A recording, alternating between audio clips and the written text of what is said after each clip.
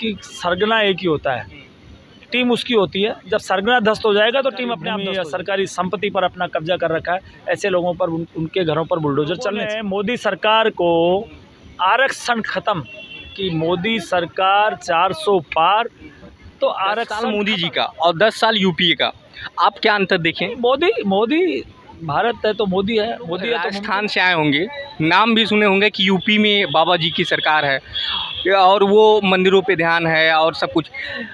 जब 2014 में मोदी जी की सरकार बनी थी तो गंगा सफाई पे मतलब जोर दिया गया था। आपको इतने वर्षों बाद क्या देखने को मिला? क्या गंगा साफ हो पाई है? नहीं, ऐसा कुछ नहीं है। अभी सफाई इतनी नहीं है जितनी होनी चाहिए। हालांकि सरकार का मिशन है, मोदी सरकार का, योगी सरकार का, अगर हम गंगा और यमुना की सफाई करें होंगे, और सफाई चल भी रही है। पर फिर भी मैं इसमें कुछ जिम्मेदार सरकार के साथ साथ जो आम लोग, जो यात्री आते हैं, जो श्रद्धालु आते हैं, वो भी इसके जिम्मेदार हैं। अपना पॉलीथीन वगैरह फेंक देते हैं या वहीं नदी के किनारे शौच के लिए बैठ जाते हैं। तो इसके लिए कुछ उनको संसाधन अगर उपलब्ध होंगे तो बिल्कुल गंगा साफ हो जाएगी। अच्छा, एक चीज़ बताइए, जैसे आप राजस्थान से हैं, वहाँ भी बीजेपी की सरकार है, यहाँ भी बीजेपी की सरकार है, अंतर क्या देख रहे हैं? नहीं, मोदी राज और जो हमारे यहाँ जो भजनलाल सरकार है उसमें कोई अंतर नहीं है। यहाँ मोदी ये कहते हैं कि यूपी में अब योगी सरकार आने के बाद में कुछ आतंक से मुक्ति मिली है, गुंडा राज से मुक्ति मिली है। राजस्थान में तो वैसे भी गुंडा राज कम है, पर जो यूपी का गुंडा राज था उसके लिए कहते हैं कि यहाँ गुंडा राज से कुछ मुक्ति मिली है। हम रात में भी, हमने चित्रकूट हो या ऋषिकेश हो या नैमिषारण हो या मथुरा हो, हम रात में 10, 11, 12 बजे तक हम आराम से सड़कों पर घूमते रहे, पर ऐसा कुछ नज़र नहीं आया यहाँ पे। हाँ, यहाँ पर ऐसा कुछ नज़र नहीं दिखा। ऐसा कुछ नज़र नहीं आया कि अपराध बेलगाम है। अपराध बेलगाम है? बेलगाम नहीं है यूपी में भी। मतलब अभी भी कार्रवाई करने की मतलब ज़रूरत है, अभी भी और कार्रवाई करने की ज़रूरत है, बिल्कुल भी। अच्छा, एक चीज़ बताइए, कितने दिन आपको यूपी में हो गए हैं? अभी यूपी में हम कितने 5 दिन हो गए, हमें 5 दिन हो गए। अभी तक तो खैर हमारे साथ तो ऐसा कुछ नहीं हुआ, और लोग कहते हैं कि अब ऐसा गुंडा राज कम हो गया, ख़त्म हो गया, पर कुछ और भी सरकार को और मजबूती दिखाने की ज़रूरत पड़ेगी। जैसे बुलडोजर कार्रवाई पे अभी सुप्रीम कोर्ट एक्शन दी, बुलडोजर चलना चाहिए, अपराधियों पर बुलडोजर चलना चाहिए।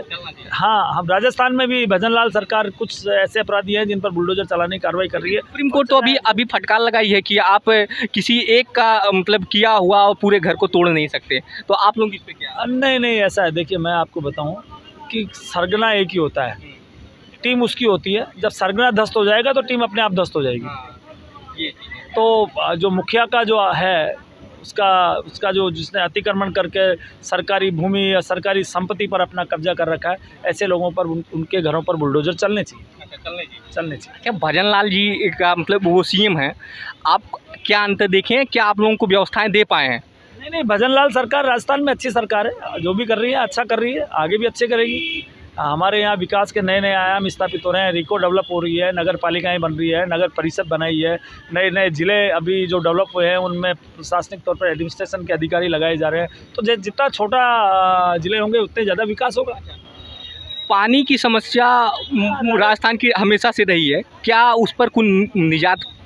नहीं, इस बार इंद्र देवता बहुत मेहरबान है राजस्थान पर। हमारे यहाँ अनुमान 600 मिलीमीटर तक बारिश होती थी। इस बार पूरे राजस्थान में करीब 1000 से ऊपर तक बारिश हो चुकी है। जितने भी राजस्थान के छोटे बड़े तालाब या बांध थे वो लबालब हो चुके हैं। और ईआरपी से भी जो भाजपा सरकार है हमारे राजस्थान की, वो कह रही है कि हम ईआरपी से कुछ नदियों को जोड़ रहे हैं, तो उसका भी काम प्रोजेक्ट का चल रहा है।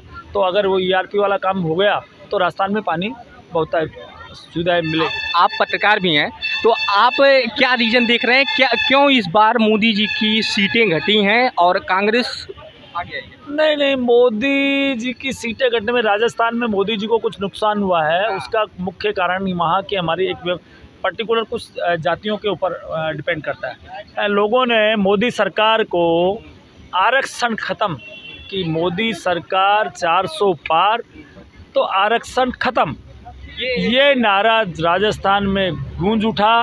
तो जितने भी एसटी वर्ग या ओबीसी वर्ग या जितने भी एससी के लोग थे, उन्होंने मोदी सरकार के खिलाफ अपना मुहिम चला करके और वोटों का अंतर और सीटों का अंतर, ये कहीं ना कहीं ये चल गया, इसका असर पड़ा। इसका असर पड़ा है। मोदी 400 पार तो आरक्षण खत्म। इसी चीज़ को लेकर के पर्टिकुलर कुछ जातियों ने जो जिनको आरक्षण का लाभ मिल रहा था उन्होंने भाजपा का विरोध किया है और उनके वोट बैंक में भी सेंधमारी की है। इससे राजस्थान में भी कुछ सीटें भाजपा को कम मिली है।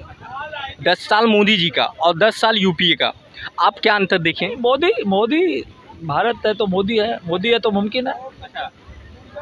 आप खुश हैं कहीं ना कहीं? बिल्कुल मोदी है तो मुमकिन है। मोदी है तो मुमकिन है।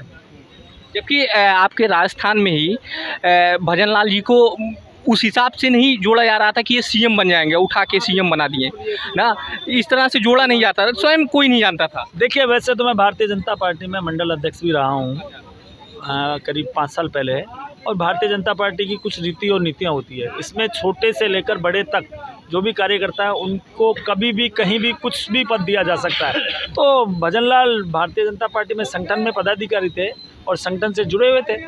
तो भाजपा में ऐसा नहीं है कि जो पीढ़ियों से जो चलता रहा वो चलेगा। इसमें काम करने वालों को वो मिलती है, जगह मिलती है। आपके लिए बहुत बहुत धन्यवाद अंकल जी। बहुत धन्यवाद।